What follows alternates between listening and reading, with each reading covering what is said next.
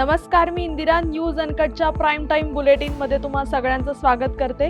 सविस्तर वृत्त पाहणारच आहोत, पण त्याआधी नजर टाकूयात काही महत्त्वाच्या हेडलाईन्सवर। बीड घटनेत जे कोणी दोषी असतील त्यांच्यावर कारवाई झालीच पाहिजे, अनिल देशमुख यांचं वक्तव्य। बाळासाहेब ठाकरे यांचे स्मारक नसून ते एखाद्या बंगल्याचे स्ट्रक्चर, मंत्री संजय शिरसाट यांची प्रतिक्रिया। सोमेश्वर सहकारी साखर कारखान्याच्या संचालक मंडळावर खासदार सुप्रिया सुळेंची नाराजी। आणि आदित्य ठाकरेंच्या वैयक्तिक फायद्यासाठी उद्धवजींनी आघाडी तोडली, प्रकाश आंबेडकर यांचं वक्तव्य। आता पाहूयात सविस्तर वृत्त। बीड घटनेतील आरोपींना राज्य शासनाच्या माध्यमातून सहकार्य लाभत असल्याने संपूर्ण मराठवाड्यात आक्रोश आहे।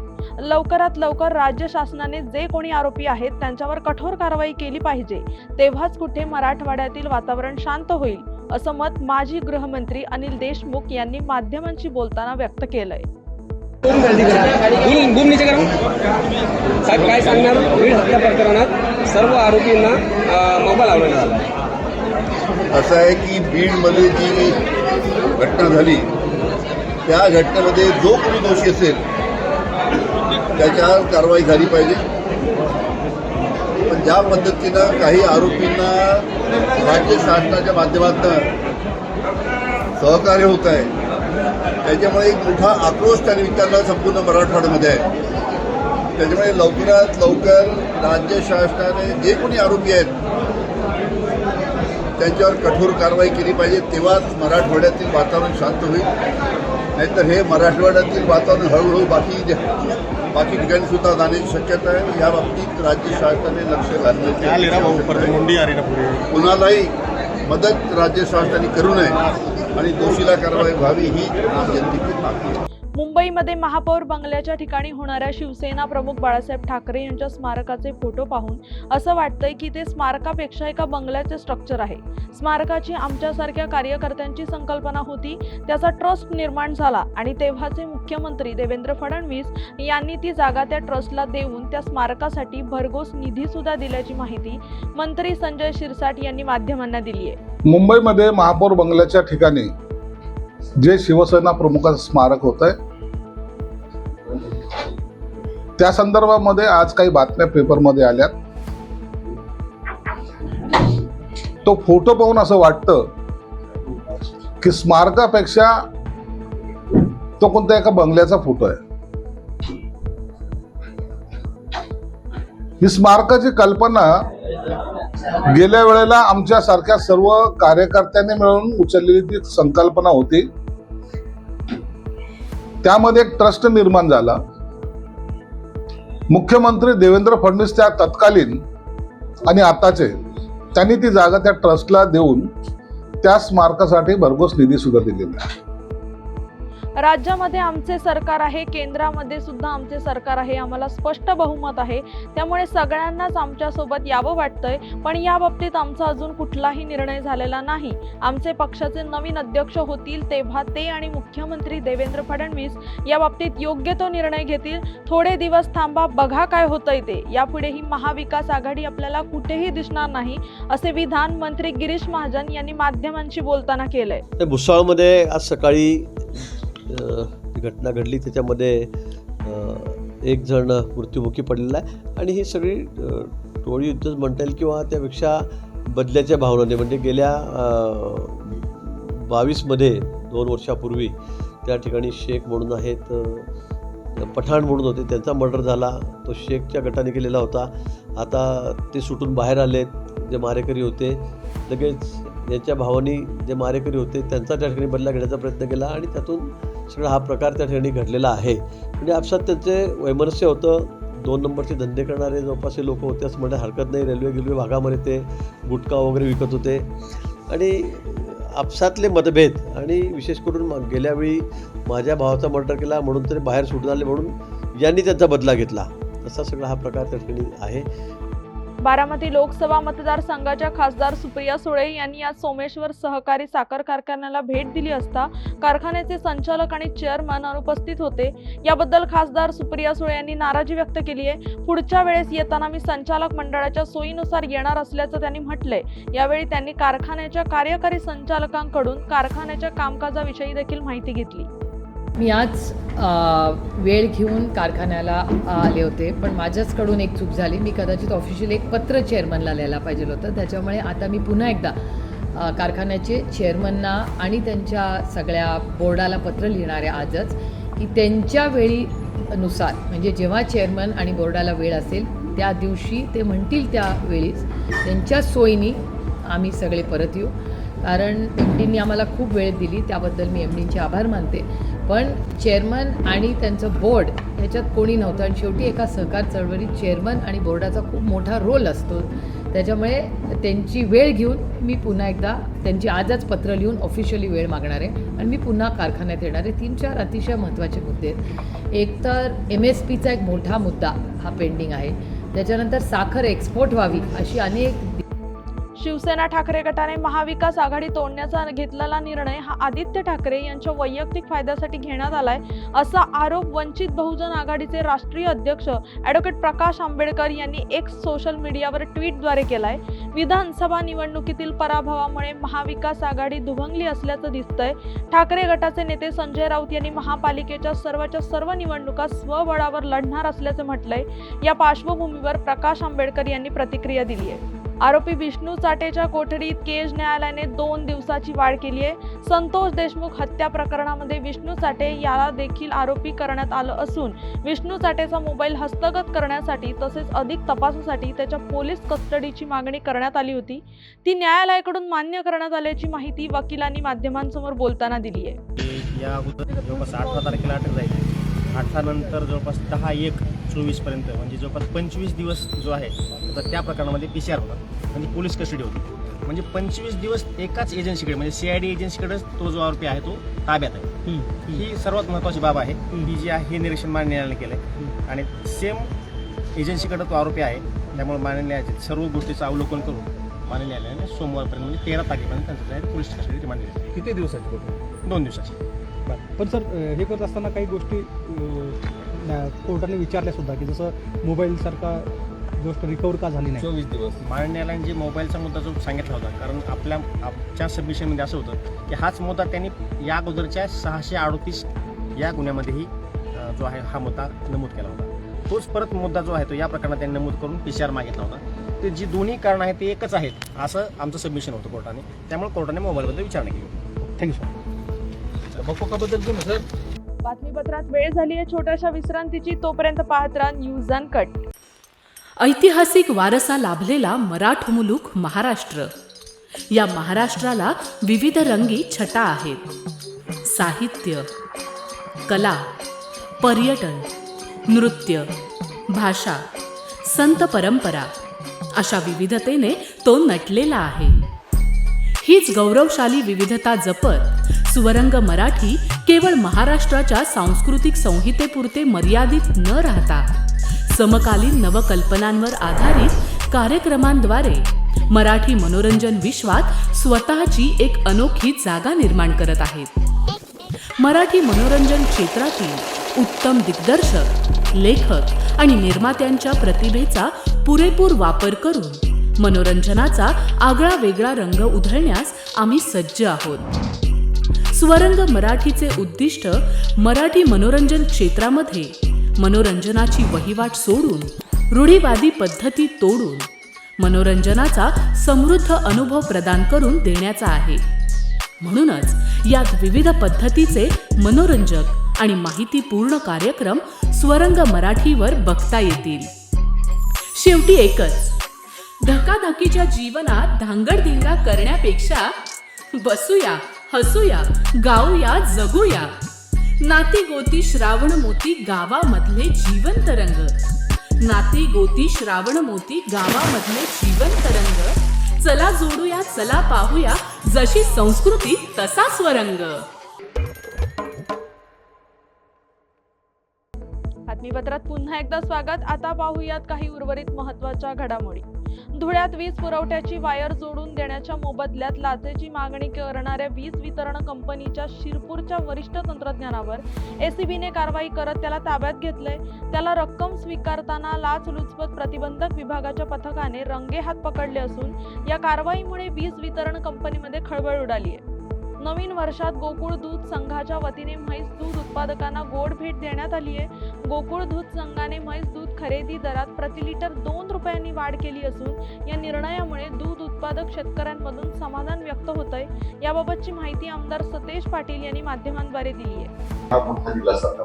नाही, 100% गोकुळची सत्ता 2.5-3 वर्षापूर्वी आम्ही आणि मुश्रीफ साहेब आणि सर्व जिल्ह्यातल्या नेत्यांनी एकत्रित घेतली. त्यावेळी आम्ही पक्का निर्णय घेतला होता की शेतकऱ्याला जास्त पैसे देऊ. आतापर्यंत जवळजवळ 10 रुपयेपर्यंतची वाढ आम्ही दिली होती. आता 2 रुपये परत आपण म्हशीच्या दुधाला देतोय, कारण की शेवटी गोकुळचा जो ब्रँड आहे ते सगळा USP आहे तो म्हशीच्या दुधाचा आहे आणि त्याला मार्केट आहे, आणि म्हणून म्हशीचं दूध वाढावं या जिल्ह्यातलं, या दृष्टीनं आम्ही शेतकऱ्याला 1-2 रुपये जास्त देण्याची भूमिका घेतलेली आहे.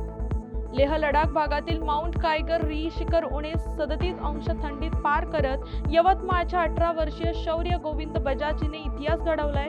या शिखराची उंची 6176 मीटर असून येथील तापमानाचा पारा उणे 37 अंश असताना शौर्याने आपल्या शारीरिक क्षमतेच्या जोरावर शिखर सर करून इतिहासात आपल्या नावाची नोंद केली. तिची ही कामगिरी महिलांसाठी खरोखरच प्रेरणादायी ठरणारी असून जगभरातून तिच्यावर कौतुकाचा वर्षाव होतोय. चढ़ने के बाद पहले तो 2 मिनट लगे समझने के लिए कि हम लोग इतना सब कठिनाई सहकर ऊपर पहुंच गए, एंड देन जब खड़े होने की हिम्मत वापस आई तो आजू बाजू देखकर लगा कि इतनी ऊंचाई पर कि सारे जो पहाड़ है उनकी चोटियाँ एक समान लग रही थी, उन सब की चोटियाँ दिख रही थी, तो वो फीलिंग बहुत अच्छी थी. कुछ डर उस टाइम? डर तो नहीं था, सिर्फ लाइक एक गर्व की फीलिंग थी कि ऊपर तक पहुंच गए. बाकी नीचे जाना था, उसके लिए और ताकत जमा कर रखनी थी. मम्मी पापा की उस दिन याद आई कि नहीं? बहुत आई. मैं सोच रही थी कि वो घर पर अगर सुनेंगे तो उनका क्या रिएक्शन होगा इस चीज़ पे, तो नीचे आते से ही सबसे पहली चीज़ मैंने उनको बताया कि मैं ऊपर पहुंच गई. छत्रपती संभाजीनगरच्या सोई गावात शेतकरी समाधान धनराज काळे यांनी लावलेलं मका पीक सध्या बहरलं असून त्याच कणीस भरण्याची प्रतिक्रिया सुरू आहे. मात्र मका पिकात खोडसड रोगाचा प्रादुर्भाव जलद गतीने वाढत असून उभे पीक वाळून जात आहे, त्यामुळे शेतकऱ्यांचं मोठ्या प्रमाणात नुकसान होत आहे. याबाबत हतबल झालेल्या शेतकऱ्याने व्हिडिओद्वारे माहिती दिली आहे. तिथे आता कणस भरण्यात आहे, पण प्रॉब्लेम असा आहे की बा आता कणस पक्क्या वयावर आहे, ऐनीच्यात खोडाळी पडली. खोडाळी अशी पडली आहे की ते पूर्ण अख्खं झाड वाळतंय. ते तुम्हाला एक डेमो दावतो मी त्या झाडांचा. त्याला तर झाड पूर्णपणे असं सुकवून जातंय. म्हणजे शेतकऱ्यांचं इतकं हे चालू आहे. ते पाहता हे झाड आहे, हे झाड पडलेलं आहे. कणूस पण आहे, कणूस पण आहे त्याला, पण खोडसड झाड आहे. तर ॲटोमॅटिक झाड असं आहे की खोडसड चालू आहे, काहीच नाही. मग कोची मक्का आहे 40-65 खोडा ताळी डायरेक्ट खोडसड आहे. खोडसड आहे डायरेक्ट, आळी आळी. हा प्रॉब्लेम फक्त मग कोच्या मक्कालाच येतोय. 40-65 मक्का आहे. आता हे झाड आहे, आता हे पूर्णपणे सुकलं. कणूस पण आहे पण आता सुकालंय पूर्ण. 40-65 मक्का आहे मग कोची. आता हे झाड चांगलं आहे आणि ऑटोमॅटिक सुकलोय. आता हे झाड पा त्यात किती आळी पडली, खोड सडलंय पुरं. ऑटोमॅटिक झाडं वाळताय. मग कोची मक्का आहे 40-65. ऐन शेतकऱ्याच्या तोंडाचा घास येतो, निसकवला जातोय. रायगडच्या म्हसळा शहरात हिंदू संघटनेच्या वतीने आज भव्य हिंदू धर्म जागरण मेळाव्याचे आयोजन करण्यात आले होते. यावेळी म्हसळा शहरातून धर्मदिंडी काढण्यात आली. या मेळाव्यात जगद्गुरू श्री संत तुकाराम महाराज यांचे 11वे वंशज श्री शिरीष महाजन मोरे यांची विशेष उपस्थिती होती. यावेळी 10,000हून अधिक हिंदू बांधव या मेळाव्यात सहभागी झाले होते. बातमीपत्रात वेळ झाली आहे छोट्याशा विश्रांतीची. तोपर्यंत पाहत राहा न्यूज अनकट. ऐतिहासिक वारसा लाभलेला मराठा मुलूक महाराष्ट्र. या महाराष्ट्राला विविध रंगी छटा आहेत. साहित्य, कला, पर्यटन, नृत्य, भाषा, संत परंपरा अशा विविधतेने तो नटलेला आहे. हीच गौरवशाली विविधता जपत सुवरंग मराठी केवळ महाराष्ट्राच्या सांस्कृतिक संहितेपुरते मर्यादित न राहता समकालीन नवकल्पनांवर आधारित कार्यक्रमांद्वारे मराठी मनोरंजन विश्वात स्वतःची एक अनोखी जागा निर्माण करत आहेत. मराठी मनोरंजन क्षेत्रातील उत्तम दिग्दर्शक, लेखक आणि निर्मात्यांच्या प्रतिभेचा पुरेपूर वापर करून मनोरंजनाचा आगळा वेगळा रंग उधळण्यास आम्ही सज्ज आहोत. स्वरंग मराठीचे उद्दिष्ट मराठी मनोरंजन क्षेत्रामध्ये मनोरंजनाची वहिवाट सोडून, रूढीवादी पद्धती तोडून मनोरंजनाचा समृद्ध अनुभव प्रदान करून देण्याचा आहे. म्हणूनच यात विविध पद्धतीचे मनोरंजक आणि माहितीपूर्ण कार्यक्रम स्वरंग मराठीवर बघता येतील. शेवटी एकच, धकाधकीच्या जीवनात धांगडधिंगा करण्यापेक्षा बसूया, हसूया, गाऊया, जगूया. नाती गोती श्रावण मोती गावामधले जिवंत रंग. नाती गोती श्रावण मोती गावामधले जिवंत रंग. चला जोडूया, चला पाहूया, जशी संस्कृती तसा स्वरंग. बातमीपत्रात पुन्हा एकदा स्वागत. आता पाहूयात काही उर्वरित महत्त्वाच्या घडामोडी. आंध्र प्रदेश, कर्नाटक आणि महाराष्ट्राच्या सीमेवर असणाऱ्या नांदेड जिल्ह्याच्या देगलूर येथून शिर्डीला जाणारा पायी पालखी सोहळा किमान 500 किलोमीटर अंतर पायी चालून मकर संक्रांतीच्या दिवशी साईबाबांना तिळगुळ देणार आहे.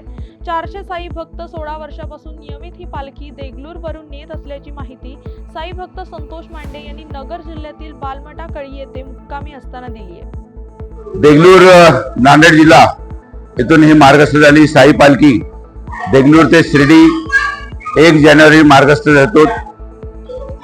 14 जानेवारीला बाबाला तिळगुळ देण्याच्या निमित्तानं आम्ही शिर्डी नगरीमध्ये बाबाच्या चरणी नतमस्तक होण्यासाठी जात असतो. देगलूर हे शहर आंध्र, महाराष्ट्र, कर्नाटक अशा 3 राज्याच्या सीमेवर आहे.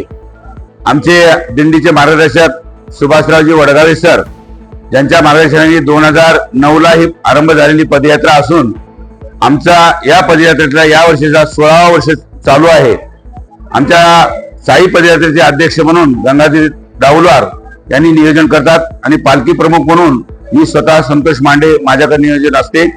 एकूण 400 साई भक्त आमचे या पदयात्रेमध्ये चालत आहेत यावर्षी 2025 मध्ये आणि विविध जाती धर्मांचे मुलं या पदयात्रेमध्ये सामील आहेत आणि सबका मालिक एक असं हे बाबाचं एक आणि श्रद्धा आणि सबुरी हे मंत्र घेऊन आम्ही निघत असतो. माझी वसुंधरा अभियानांतर्गत सातारा तालुक्यातील चिंचणेर गावात सलग 3ऱ्या वर्षी चिंचणेर महोत्सवाचे आयोजन करण्यात आलंय. चिंचणेर पंचक्रोशीतील महिला भगिनींसाठी या महोत्सवाचे आयोजन करण्यात येत असून हा महोत्सव 2 दिवसांचा असतो. या चिंचणेर परिसरातील महिला आपले खाद्यपदार्थ तसेच इतर वस्तू विक्रीसाठी आणतात. 12 जानेवारी पर्यंत चालणाऱ्या या महोत्सवाला नागरिकांनी भेट देण्याचे आवाहन सरपंचांच्या वतीने करण्यात आले. त्रिवंदन महोत्सव खास करून महिलांची प्रगती व्हावी, महिलांना आपलं जे गावात जे तयार केलेलं प्रॉडक्ट असतं त्याला एक स्थानिक बाजारपेठ उपलब्ध व्हावी, त्या अनुषंगानं आमच्या ग्रामपंचायतीनं सर्व ग्रामस्थांच्यासाठी महिलांसाठी एक महिला सक्षमीकरण व्हावं या अनुषंगानं हा एक निर्णय घेतलेला होता आणि 2023 साली आपण ह्या महोत्सवाला सुरुवात केली. आता हे 3रं पर्व आपलं या वर्षी सुरू आहे. या महोत्सवामध्ये सर्वात महत्त्वाचं आमचा जो सहेली ग्रामसंघ आहे या ग्रामसंघानं यावर्षी टाकाऊपासून टिकाऊ असं एक नवीन एक प्रोग्राम हाती घेतलेला आहे आणि त्या अनुषंगानं जे आज आम्ही ज्या मान्यवरांचं जे पुष्पगुच्छ देऊन स्वागत केलं, हे पुष्पगुच्छ संपूर्ण कागदी फुलांच्यापासून बनवलेले पुष्पगुच्छ आपण या ठिकाणी पाहिलेले आहेत आणि तसेच महिला जे आपल्या रोजमर्राच्या जीवनामध्ये जे आपलं प्रॉडक्ट जसे आपले पापड असो, वेगवेगळे लोणचे असो, वेगवेगळे खाण्याचे पदार्थ असो, अशा पद्धतीचं सुंदर असं नियोजन महिलांचे हस्ते असतं आणि त्याचे सर्व स्टॉल या ठिकाणी आपल्याला या ठिकाणी पाहायला मिळत आहेत. या बातमीसह वेळ झाली आहे प्राईम टाईम बुलेटिनमध्ये इथेच थांबवायची. तोपर्यंत पाहत राहा न्यूज अनकट.